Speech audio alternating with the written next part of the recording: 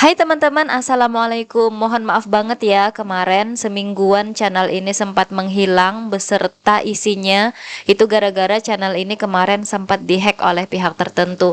Tapi alhamdulillah sudah balik lagi dan saya sudah bisa share video lagi ke kalian. Kali ini saya mau kasih tutorial resep adonan roti metode Tangzong yang takaran terigunya 1 kg. Ini cocok banget buat kalian yang mau jualan roti. Yuk langsung aja kita simak seperti apa cara pembuatannya. Oke teman-teman, pertama-tama ini saya mau siapin adonan tangzongnya dulu ya. Ini saya langsung masukin aja di panci. Tepung terigu protein tinggi 79-80 gram. Kemudian timbangan kita nolkan dan masukin susu cair full cream sebanyak 500 gram. Pastikan kalian punya timbangan digital ya, supaya takarannya benar-benar pas. Ini disisihkan dulu, saya mau siapin di wadah yang lain. Ini di mangkuk saya sudah ambil 4 butir kuning telur, beratnya 62 gram. Kemudian saya menambahkan susu cair full cream sebanyak 380 gram susu cair full cream. Nolkan lagi timbangannya. Saya menambahkan gula pasir di sini sebanyak 160 gram. Pastikan kalian juga menggunakan timbangan dapur digital ya teman-teman, supaya takarannya itu pas. Oke, ini sudah 160 gram gula pasir. Berikutnya saya menambahkan ragi. Ragi yang saya pakai ini mereknya Saf Instan ya teman-teman. Ini 1 sendok makan setengah kalau ditakar pakai sendok takar. Tapi kalau ditimbang ini berat yang saya pakai ini 15 gram. Oke, bahan ini diaduk dulu sampai kecampur merata semuanya. Kemudian ini kita sisihkan dulu ya. Biarin raginya aktif sambil nungguin kita mau masak yang tadi sudah kita siapin adonan tangzongnya. Sebelum api dinyalakan, pastikan ini terigu sama susu cairnya sudah kita campur ya. Kita aduk-aduk seperti ini. Kalau sudah kecampur, baru kita nyalakan apinya. Masaknya di atas api yang kecil aja ini teman-teman ya, tidak usah terlalu besar. Dan selama ini kita masak, jangan ditinggal-tinggal, terus diaduk seperti ini sampai nanti adonan tangzong ini mengental. Hasilnya jadi seperti ini teman-teman. Kalau sudah mengental seperti ini, matikan apinya, kemudian salin ke wadah yang lain, ke mangkuk seperti ini. Terus ini kita dinginkan dulu. Selama kita mendinginkan, bagian permukaannya kita lapisin sama plastik wrap begini ya, supaya permukaannya adonan ini tidak mengering. Ini boleh ditaruh di suhu ruang aja atau di dalam kulkas. Berikutnya ini di wadah saya sudah siapkan tepung terigu protein tinggi 1 kg. Saya pakai merek Cakra Kembar. Saya tambahin di sini garam setengah sendok teh. Kemudian di dalam sini akan langsung saya tuang yang tadi sudah kita siapkan ya, susu cair, kuning telur, gula, dan ragi. Ini raginya sudah aktif. Kita ratakan dulu. Kemudian ini kita tuang ke dalam wadah tepung terigu tadi.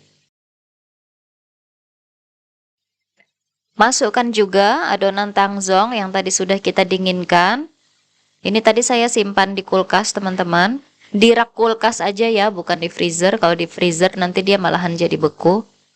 Sampai dia dingin, atau boleh juga di kondisi yang masih agak hangat-hangat, tidak apa-apa. Yang penting jangan campur ketika adonan tangzongnya masih panas banget habis dari panci.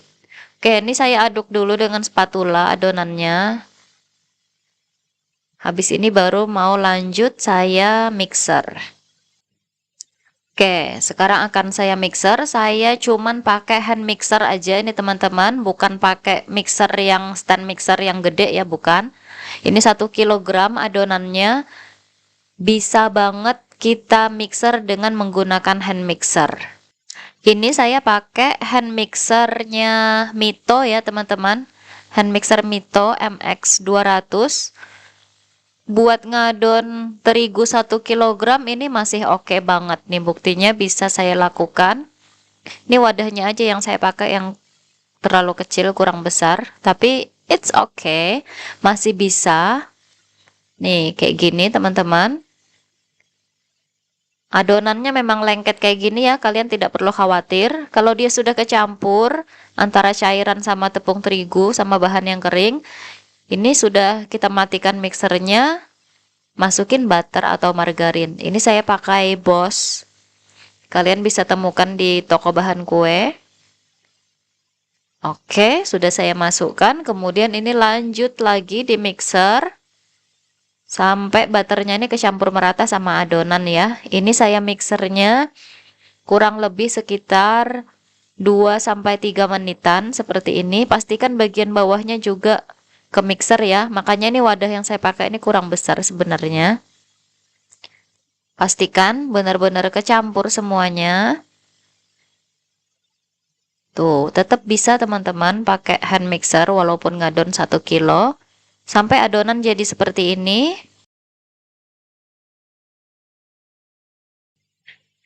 Oke, ini udah cukup teman-teman.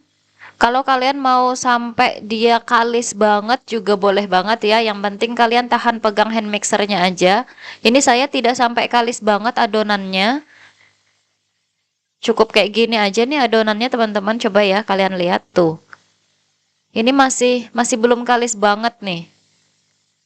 Kalau kalian mau lebih lama lagi sampai 5-10 menit, itu bakalan lebih oke lagi teman-teman. Saya kasih lihat ya adonan saya. Saya cuman mixernya sampai segini aja. Walaupun sampai segini aja, ini nanti hasilnya tetap oke kok rotinya. Nih, ini belum kalis banget teman-teman. Saya mau proofing adonannya dulu. Kalau kalian tahan nge-mixer sampai 5-10 menit akan lebih oke lagi ya. Ini saya salin dan akan saya bulatkan dulu adonannya nih seperti ini biar lebih kecampur merata lagi dianya ya. 1 kilo tuh segini teman-teman adonannya. Oke, ini saya ratakan dulu. Tadi alas saya kasih sama sedikit butter supaya tidak lengket. Oke, ini sudah saya bulatkan. Karena mangkuk saya tidak ada yang ukurannya muat segini, maka adonan ini saya bagi 2. Jadi 2 wadah ini ya, untuk nge-proofingnya. Kalau kalian punya wadah baskom yang gede, kalian tidak perlu bagi 2 seperti saya. Oke, saya bulatkan satu persatu. Saya taruh di mangkuk, mangkuknya diolesin dulu sama sedikit butter. Permukaan adonannya juga olesin aja sama butter supaya dia tetap lembab ya selama proses proofing itu tidak kering permukaannya. Tutupin sama plastik wrap mangkuknya. Sudah deh ini kita proofing 30-60 menit sesuai suhu di ruangan masing-masing ya. Kalau lagi dingin kalian bisa proofing sampai 45 menit sampai 60 menit, tapi kalau misalnya lagi panas suhu di ruangan kalian cukup proofing 30 menit aja. Saya tidak langsung proses semuanya, jadi yang satu mangkuk putih itu akan saya simpan di dalam rak kulkas. Yang saya proses duluan nanti yang di mangkok satunya tadi. Ini disimpan di kulkas aman ya teman-teman. Bisa sampai keesokan harinya masih aman. Ini setelah saya diamkan 30 menit, adonan yang di mangkok pertama sudah mengembang.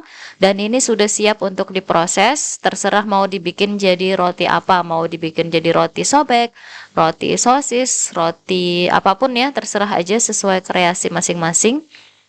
Nah ini sebagian saya bikin jadi roti isi tuna, yang ini roti sosis mozzarella, kemudian ada juga saya bikin jadi roti sobek, dapat 2 loyang seperti ini. Yang ini roti pakai topping ikan tuna, pakai abon, apa namanya, abon cabai pedes-pedes. Nih teman-teman saya kasih lihat hasilnya ya. Rotinya benar-benar empuk banget, lembut banget, moist. tidak keras sama sekali, enak banget rotinya. Buat kalian yang mau lihat seperti apa cara ngebentuk-bentuk rotinya, yang jadi roti tuna tadi, yang roti sosis, roti sobek, kalian bisa lanjut simak video part 2-nya ya. Saya pisah videonya supaya videonya tidak terlalu panjang. Oke? Terima kasih sudah nonton video yang ini. Silahkan lanjut ke video part 2-nya.